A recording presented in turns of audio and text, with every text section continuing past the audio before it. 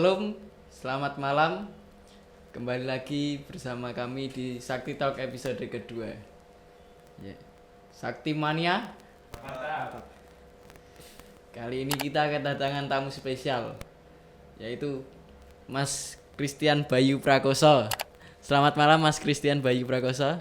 Selamat malam Mas Yeri. Ya, Mas Christian Bayu Prakoso ini dari STPI Semarang, teman-teman. Perlu diketahui dia S2 ya Mas Bayu. Ya betul, sekarang lagi ngambil S2. Ya. Berikut ini Mas Christian Bayu Prakoso. Sebelumnya kita akan berdoa terlebih dahulu. Berdoa pembukaan Mas Bayu, silakan. Oke, yang mimpin doa ya, mari kita berdoa. Bapa kami yang bertata di dalam kerajaan surga, kami bersyukur untuk waktu yang indah, untuk kami boleh bersama-sama berbicara, ngobrol dengan teman-teman di PKMB, di GPI Setiap Bakti. Kiranya Tuhan menolong apapun yang menjadi pembicaraan kami, kiranya semuanya boleh berkenan di hati Tuhan, dan terlebih hanya untuk hormat kemuliaan nama Tuhan. Terima kasih Tuhan, di dalam nama Tuhan Yesus Kristus kami telah berdoa, haleluya, amin. Amin. Ya, kita kali ini akan ngobrol bareng nih bersama Mas Bayu.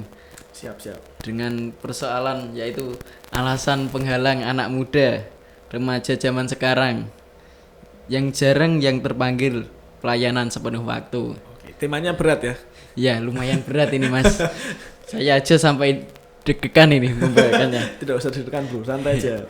Sebelumnya saya mau tanya nih Mas Bayu. Oke, boleh.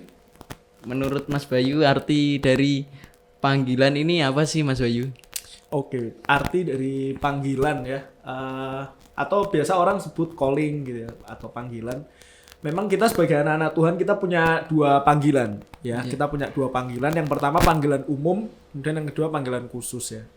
Kalau panggilan umum semua orang-orang Kristen, anak-anak Tuhan yang sudah percaya kepada Yesus, dia punya satu kewajiban yaitu untuk memberitakan kabar baik ya. Amanat Agung Matius 28 itu kan jelas mengatakannya, karena pergilah jadikanlah semua bangsa muridku, dan itu ditujukan untuk semua orang yang sudah percaya kepada Kristus. Itu panggilan umumnya gitu. Kemudian ada panggilan khusus tuh tentang pekerjaan yang paling spesifik yang Tuhan berikan untuk kita supaya kita bisa kerjakan, tapi dalam rangka untuk kita tetap memuliakan Tuhan. Makanya kalau di Alkitab Yusuf itu kan dipanggil bukan untuk jadi seorang penginjil atau apa, tapi dia jadi politikus di negara, di pemerintahan ya. Waktu itu Yusuf, Daniel, ada tokoh-tokoh lain yang dipanggil untuk membangun kemah suci dengan keterampilannya. Ya memang setiap orang punya calling ya, atau panggilannya masing-masing. Demikian juga dengan jadi seorang pendeta, itu adalah panggilan khusus. Nah, karena panggilan khusus nggak semua orang dipanggil jadi pendeta, hanya orang-orang tertentu saja yang dipanggil jadi pendeta. Itu sih kalau panggilan. Iya. Kalau kita terjun ke dalam panggilan pastinya ada faktor internal dan eksternal ya Mas Bayu. Apa ini? Yang menghalangi gitu ya? Iya. Yang membuat kita nggak terpanggil gitu maksudnya? Iya. Seperti Tuhan sudah memanggil kita, tetapi ego kita yang terlebih besar. Ya. Ini konteksnya untuk jadi pendeta atau hamba Tuhan begitu? Iya. Oke, siap. Ya. Untuk faktor internal nih, biasanya kan kita kan ada yang kepekaan tersendiri terhadap suatu panggilan atau suara-suara tertentu. Nah itu Suara apa itu? suara yang begitulah Mas Bayu. Oke. Semoga saja suara Tuhan. Ya, oke. Untuk teman-teman kalau ingin mendengar suara Tuhan lebih lagi ya membaca Alkitab, berdoa dan berserah penuh Nah kepadanya. ini sudah pinter jago ini. Iya. Calon STBI. Ya itu. Kalau kepekaan terhadap panggilan diri dari Mas Bayu itu apa sih? Oke, kadang-kala orang nggak mengerti kenapa sih orang susah banget, jarang sekarang ya yang terpanggil untuk jadi hamba Tuhan. Memang sekarang ini fenomenanya adalah banyak orang nggak ngerti tentang apa panggilan itu. Kita tidak usah bicara spesifik tentang panggilan untuk menjadi hamba Tuhan. Ada banyak anak-anak muda, orang-orang yang nggak ngerti tentang calling atau panggilan dalam hidupnya. Jadi seolah-olah begini, nggak ngerti apa yang Tuhan ingin kerjakan dalam hidupnya. Itu banyak hal. Contohnya anak-anak udah SMA, udah kuliah, ditanya mau jadi apa, nggak tahu gitu. Nggak tahu. Pokoknya show must go on aja gitu. Pokoknya jalanin aja gitu. Nanti masalah kita mau apa itu urusan belakangan. Nah, seharusnya kita sudah mulai berpikir rencana Tuhan apa yang ingin kita kerjakan gitu. Dalam artian kita mau jadi pengusaha boleh, asal dalam rangka untuk kita memuliakan Tuhan. Mau jadi pemain sepak bola boleh, asal dalam rangka untuk memuliakan Tuhan. Jadi apapun yang kita kerjakan sebenarnya tujuan akhirnya ya memuliakan nama Tuhan. Nah, itulah kadang orang-orang nggak tahu tentang panggilan dalam hidupnya secara spesifik, nggak tahu, akhirnya ya untuk jadi hamba Tuhan yang memerlukan panggilan secara khusus kadang mereka juga nggak mengerti ya. Itu sih kadang yang terjadi di anak-anak muda. Ya. Terus kalau kita terjun ke dalam panggilan ini, adakah emosi atau kekhawatiran akan masa depan? Ya, satu sisi kadang orang nggak mau jadi pendeta, nggak mau jadi hamba Tuhan karena mungkin melihat bukan profesi, hamba Tuhan, pendeta itu tidak bisa untuk menjamin ya ke menjamin depan hidupnya. Nanti, misal nanti anakku pengen kuliah, kalau pendeta kayaknya nggak gede deh, maksudnya uangnya nggak banyak gitu. Begini sih, kalau menurut saya ketika kita sudah terpanggil benar-benar ya, terpanggil untuk melayani Tuhan, tujuan akhirnya atau yang jadi masalah itu bukan tentang kaya dan miskin, tapi tentang sukacita kita melayani Tuhan. Ya itu ya. Jadi sebenarnya kalau kita lihat ada beberapa pendeta yang diizinkan memang tidak memiliki harta yang banyak. Contoh mungkin pelayanan di gereja kecil di desa. Mungkin kita di orang luar bicara itu kasihan ya Pak Pendeta, makanya nggak mau jadi pendeta. Padahal saya yakin orang-orang yang sudah punya hati untuk melayani, entah dia mau di gereja besar, gereja kecil, punya mobil, nggak punya mobil, sukacitanya sama. Karena ketika bisa melayani Tuhan lewat pelayanan kita, itu tidak dapat tergantikan oleh apapun, oleh harta sekalipun. Ya kuncinya ada di sukacita itu. Jadi semuanya hati. Betul. Memiliki hati untuk melayani. Betul. Agar itulah kebahagiaan dari diri sendiri suatu pendeta. Bukan karena kita melayani di gereja mana, tapi betul, kesungguhan hati. Karena kan begini, kita kalau dibaptis ya, apalagi kalau dibaptis kan kita nggak bisa ngelamar tuh di gereja mana gitu kan, nggak bisa. Kan kita dipanggil gitu ya. Panggilan lagi. Itu berkaitan, berkat itu kan Tuhan yang ngatur ya. Maksudnya kita mengimani bahwa Tuhan pasti memberikan, memelihara. Apalagi orang-orang yang mau melayani Tuhan tuh pasti dipelihara sama Tuhan. Itu sih menurut. Ingat ya, orang yang melayani Tuhan akan terpelihara sepenuhnya oleh Tuhan. Mantap. Kira-kira ini kalau kita cenderung ke mengarah ke panggilan Tuhan, apakah emosi diri dan benar-benar panggilan ini memang berasal dari Tuhan? Kadang kan kita kan bimbang, ini panggilan Tuhan apa bukan ya? Lebih baik kan kita anak muda, kadang egonya yang menggebu-gebu. Jadi masih bingung antara panggilan Tuhan apa bukan nih. Kira-kira Mas Banyu ada tips atau cara yang lainnya? Tips ya, memang ini sering dihadapi dan saya pun dulu menghadapi ini. Dilematis dalam artian ini tuh benar-benar panggilan jadi pendeta atau hanya emosi sesaat saya gitu ya. Kadang kita merasa aku ingin jadi pendeta, tapi kok nggak usah lah, pendeta itu berat. Emosional ya yang keluar. Dulu saya juga ngalamin hal ini, tapi yang jelas begini, memang kita perlu ingat prinsip yang tadi ya. Panggilan untuk menjadi hamba Tuhan itu tidak semua orang memiliki hal itu. Karena Tuhan punya, masing-masing orang tuh punya callingnya sendiri-sendiri. Nah, untuk kita bisa mengerti apakah ini benar-benar panggilan yang diberikan Tuhan kepada kita untuk jadi seorang hamba Tuhan, dulu saya berpikir begini. Yang pertama, pasti ada dorongan yang terus-menerus keluar dalam hati kita untuk kita bisa pengen banget melayani Tuhan. Dulu saya berpikir gini, Roh Kudus ya, pasti Roh Kudus yang berbicara dalam hati untuk mengingatkan saya.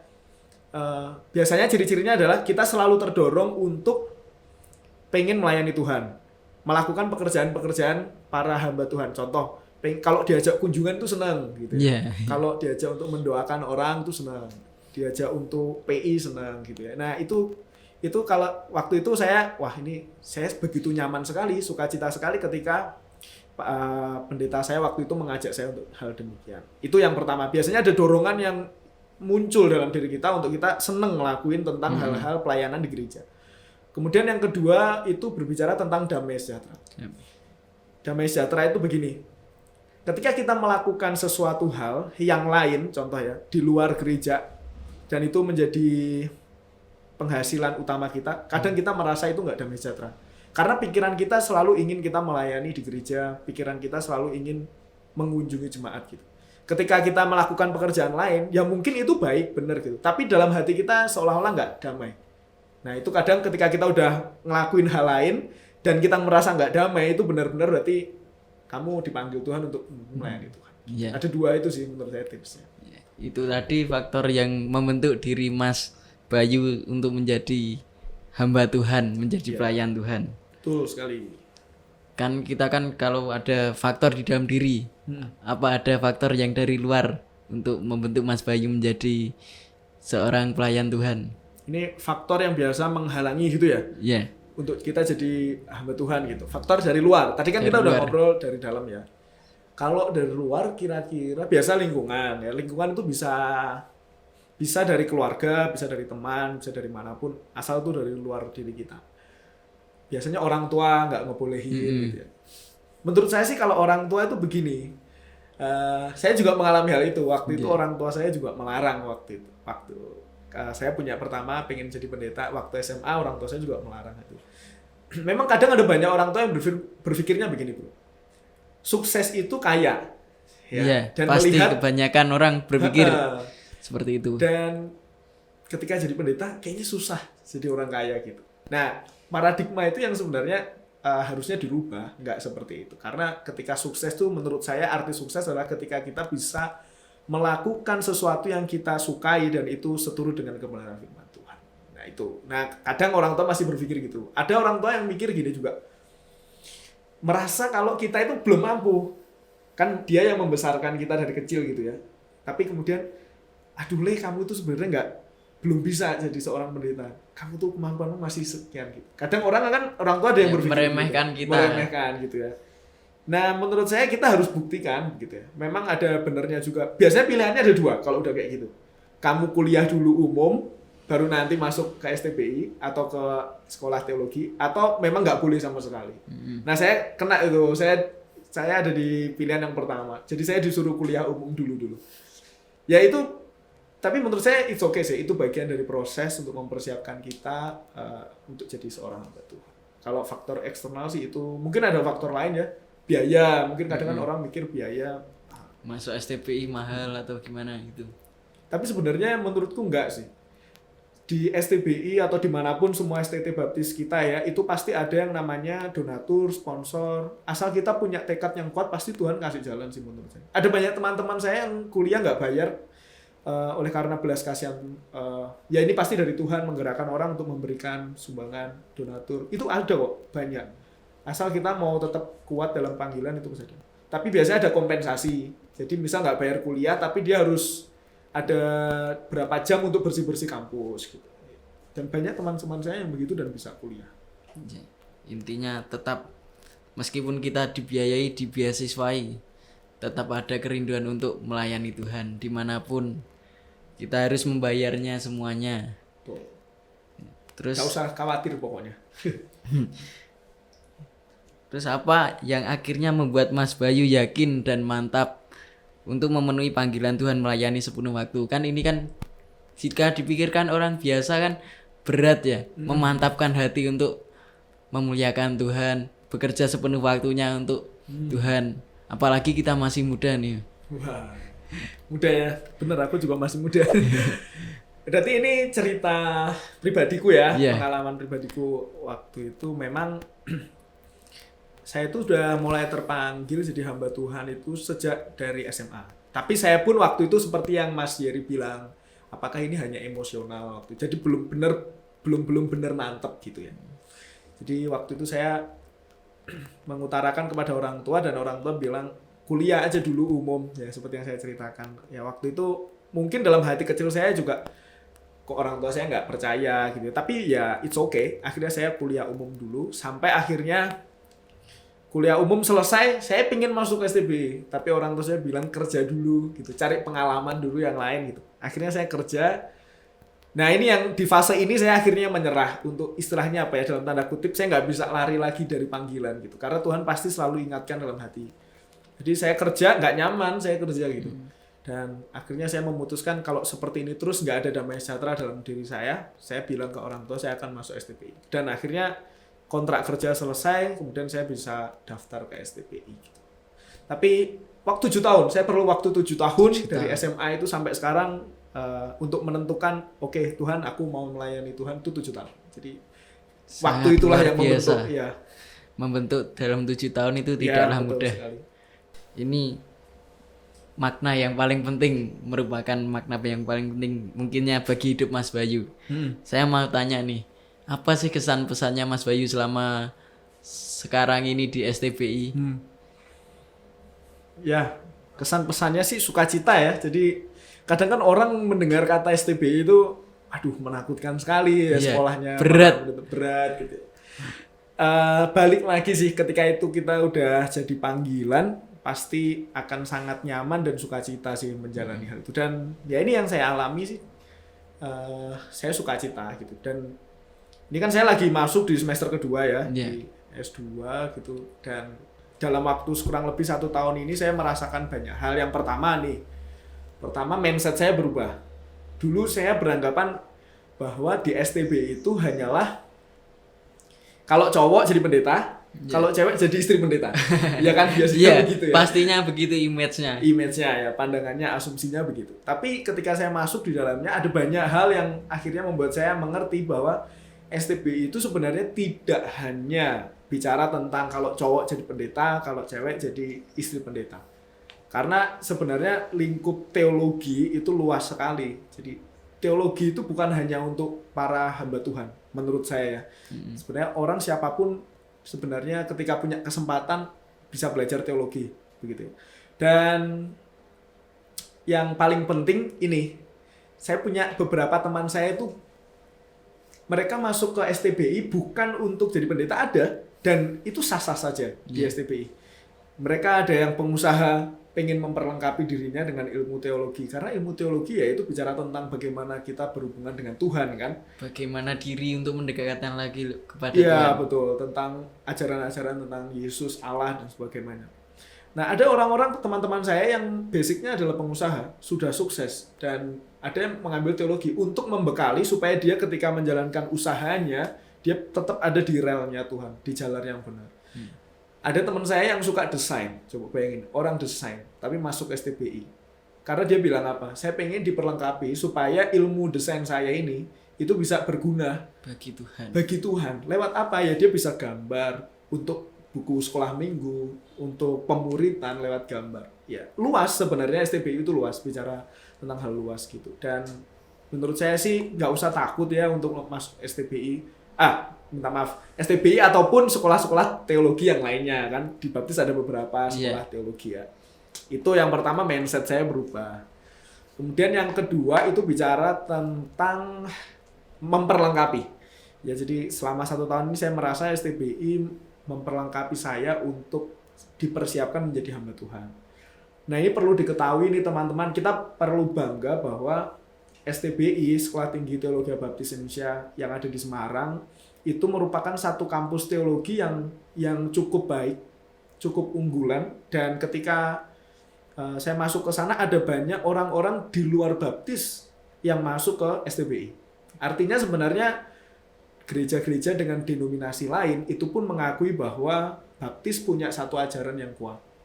Memang kan slogannya di STBI itu terkenalnya adalah STBI kampus Injili. Baptis itu kan Injili. Injili itu artinya berdasarkan Alkitab. Mendasarkan semua ajaran kembali kepada apa yang dikatakan Alkitab. Nah itu sudah diakui oleh beberapa denominasi lain.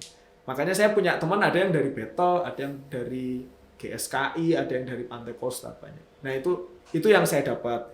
Nah ini yang ketiga. Yang ketiga itu bicara tentang nggak hanya STBI. Artinya STT Baptis itu menjadi tumpuan sebenarnya umat Baptis. Kenapa saya bilang begitu? Karena yang mencetak atau mempersiapkan hamba-hamba Tuhan di gereja adalah siapa? Sekolah-sekolah tinggi teologi Baptis. Baik itu STBI yang di Semarang, di Bandung, di Medan, di Jakarta. Nah artinya sebenarnya kita perlu memperhatikan lembaga ini. Karena kita bisa katakan begini, 20-30 tahun lagi GGBI, itu juga tergantung dari para hamba-hamba Tuhan yang dipersiapkan sekarang. Nah, sumbernya kan ada di STBI. Makanya sebenarnya minta maaf, sumbernya ada di STT Baptis itu. Makanya menurut saya mengajak sih untuk kita semua bisa memperhatikan, bisa mungkin mendukung. Tidak harus mendukung itu tidak harus dalam dana, tapi bisa mendoakan, mendukung dalam daya. Kalaupun kita punya berkat, kita bisa kasih untuk sekolah tinggi Baptis yang ada di bawah GGBI ya, bawah yayasan. Itu paling penting. Seperti yang kemarin kita sudah laksanakan parade pujian. Parade pujian ya, luar biasa itu. Suatu saluran berkat yang luar biasa bagi Tuhan. Betul. Jika kita mendengarkan seluruh pemuda dan remaja gereja-gereja Baptis sangat senang sekali jika kita meresapi lagu-lagunya, menggugah kita untuk semangat lagi. Dan apalagi itu uangnya untuk STT. Menurut saya sih, saya nggak berekspektasi berapa juta dapatnya ya. Tapi yang saya apresiasi dari acara ini adalah mengajak supaya anak-anak muda itu punya satu rasa kepemilikan untuk lembaga-lembaga kita, khususnya sekolah-sekolah tinggi teologi Baptis. Itu yang sangat mahal. Ide itu yang saya sangat hargai. Gimana mengajak seluruh umat Baptis, pemuda khususnya, untuk kita bisa terlibat dalam dana, dalam pujian, yaitu yang menurut saya sih idenya cemerlang sih itu, parade dan pujian itu. Sekian dari kita, pembahasannya yang cukup berat ini. Tidak usah berat bro gitu ya. Kiranya pembahasan ini bisa menggugah kalian ya, untuk lebih lagi mendengarkan panggilan dari diri Tuhan. Ya, saya ingin memetik ini sedikit dari pembicaraan kita, bahwa kita harus bekerja melayani dengan penuh hati sukacita. Maka bahagia inilah yang menjadi kekekalan bagi diri kita sendiri. Haleluya. Ya. Saya juga mengutip dari 1 Timotius pasal 4 ayat yang ke-12. Janganlah seorang menganggap engkau rendah karena engkau muda, tetapi jadilah teladan bagi orang-orang percaya.